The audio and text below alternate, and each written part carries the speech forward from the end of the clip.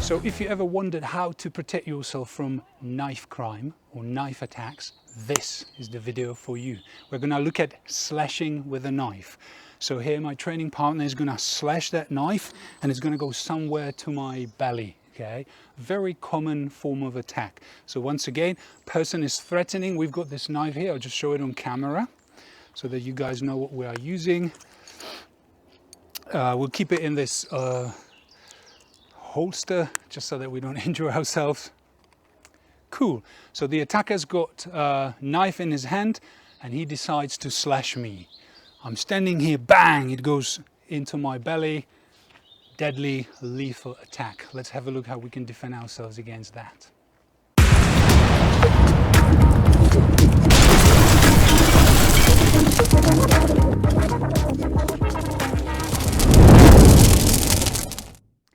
Hi everybody, my name is Jack, and for all of you who are new here, this channel is all about teaching you men and women simple but very effective art of self-defense, which is fully based on Krav Maga. What's Krav Maga?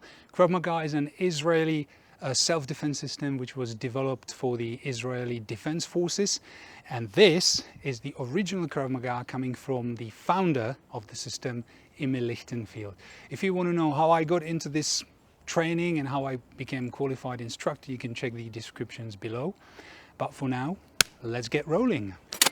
Okay, so let's have a look how we protect ourselves from knife attack. Now there are many forms, many ways of how we can get attacked by a knife. What we are going to show you today with Patrick is what's called a slash. So Patrick is going to be the aggressor, threatening me or attacking me with a knife. He's got the knife in his hand and he's literally going to slash across like that, okay? Which is a very common form of attack. He can go back and forth, bang, bang, and we are done, or I am done as a potential victim. Now, we're going to look at the defense, how we deal with this, and if you stay with us, at the end I'm going to throw a little bonus feature. We'll look at the defense against slash, against a throat up here, which is a very common form of attack as well. So I'll just one more time, I'll just show you what we are using. This is a real knife. We'll keep it in the holster so that we don't get any injuries here. If you want to try this at home, I suggest be very careful. Don't use it. Don't do it just with a kitchen knife if you don't know what we are doing. Best is to purchase a plastic rubber knife and then you are safe doing all these techniques. So the aggressor's got knife in his hand. When it comes to knife attack, it's actually quite easy to identify what it could be by the way he holds it, okay? If he was holding the knife this way, I would probably expect the attack from the top. And I have to deal with it in a certain way. Because he's holding the knife this way, cool, I can expect that it's going to be either slash or maybe a stab. But let's have a look at the slash.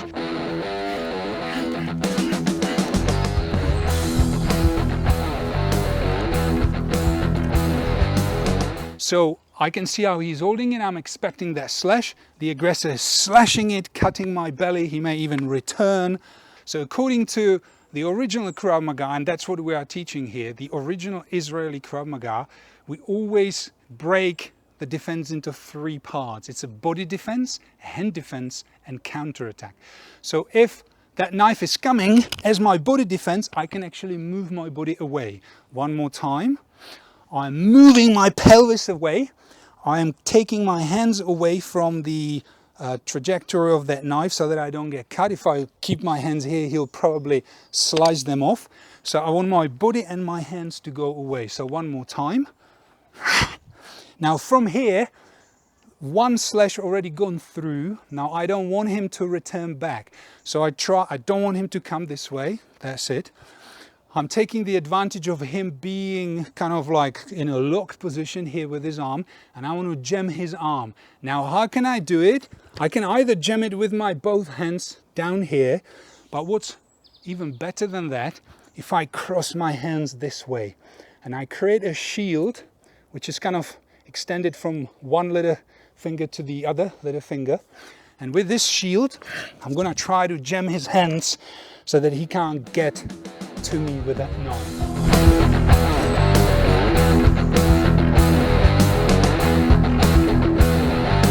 So one more time. Let's go. Cool. Let's do it from this side. And again, let's go. I move my body and I jam those hands here with that shield. Now from here, I want to take a control of his arm, where he holds his hand, where he holds that knife. So all I need to do is go down with my hand, and I'm using what we call a C grip, and I literally grab his wrist and push him down so that he can't move that knife. And the other hand is used for a counter attack, because in Krav Maga we believe that the best form of defense is a counter attack. So one more time, body movement, hand movement or hands defense, and counter attack. First three steps of Krav Maga. You'll find this almost in all our techniques. One more time. I'm trapping that hand down here so that he can't move that knife, and I'm whacking his face as hard as I can. I can't just hold him down here and maybe even add second hand and try to fight it down here if I haven't battered that face, because he's probably going to be very aggressive, very strong. I need to use strikes into the face to be able to disarm him, because if I crash the computer, the rest of the machine stops working. So after, let's do it again, body movement, I'm covering myself, trapping and counter-attacking. If I batter him enough and I see that he's going down, I don't have to bother about disarming that knife. I can simply place my hand on the side of his body while still holding that hand with a knife, and I can simply push him away, scan for potential other attackers, and it's done. Or from here, after I've battered his face, I can also double control the knife. I can bring his hand up here, I can put that knife to his own throat, and now I can push him away. Another option from here, when I'm double controlling the knife, I can kick his groin. Yes, we are allowed to kick groin in Krav Maga because it's a self-defense, it's not a sport. And I simply push that knife away from me. Another option, if you want to get into disarming a knife, if I'm holding here, double controlling him, I need to lock my elbow so that the knife is away from me.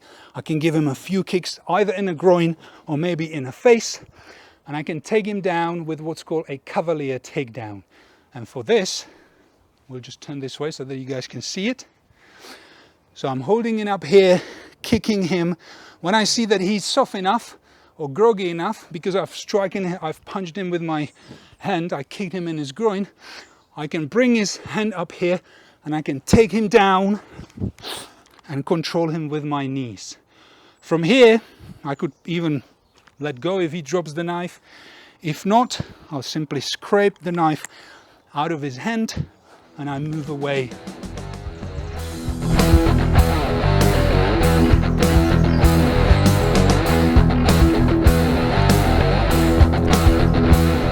Alright, so that was a defense against slash towards tummy. So for those of you who stayed with us and paid attention, we're going to show you a bonus feature. This is going to be a variation to that slash towards the tummy.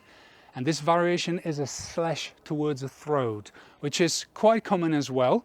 What I'm talking about, if the aggressor is literally going to slice my throat, or attack my throat, attack my neck. My body movement and my hands will be slightly different, but again, I'm going to follow the 3 steps: body movement, hand movement, and counter attack. Because the knife, butt cheek is going to slice up here towards my throat. I don't want to go back with my pelvis, that wouldn't make sense. I want to go away with my throat. I'm going literally backwards, that's a body movement. Now I need to do something with my hands. I would prefer him cutting my hands than cutting my throat, and therefore I'm going to actually cover my throat with my fists over here. So I'm moving away, trying to escape that knife. Now the knife is going to come back, but I want to jam it on the way back. Notice that I'm not using this particular form with my arms, because up here I'm much more comfortable coming across his arm in this position. Now when it comes to jamming that hand with my hands, I want to avoid putting my forearms with the fleshy part, because exactly that's what happened. I can get sliced, my veins can get cut. Therefore I prefer this kind of a bony part of my arm. So again, I'm jamming it here. One arm goes above the elbow, one arm goes down below the elbow. If in this process he loses the knife, that's great. Let's do it so that we show you what we mean. And you actually, the knife sometimes flies out of the hand, which is perfect. Job done. If not, let's go. As soon as I jam that hand, the arm here, I'm gonna go into that C grip and that side control again. And now it's exactly the same what we did before. I'm gonna use this hand to hammer that computer up here. If I see that he's groggy enough, I can simply push him away. Or if he's still holding that knife, I can go for double control, kick him in the groin, kick him in the face. And now again, I don't have to disarm. I can simply push that knife away, or if I really want to disarm and I know what I'm doing, I can take it out of his hand this way. Another way of disarming, which I showed you already before. We call it the Cavalier takedown. When I've got him here, I simply rotate him around me, pushing his hand down. He's got nowhere to go but to the ground. I quickly control him from here. You can even hold him between your legs. Take a selfie, put it on Instagram. Okay, wow, good.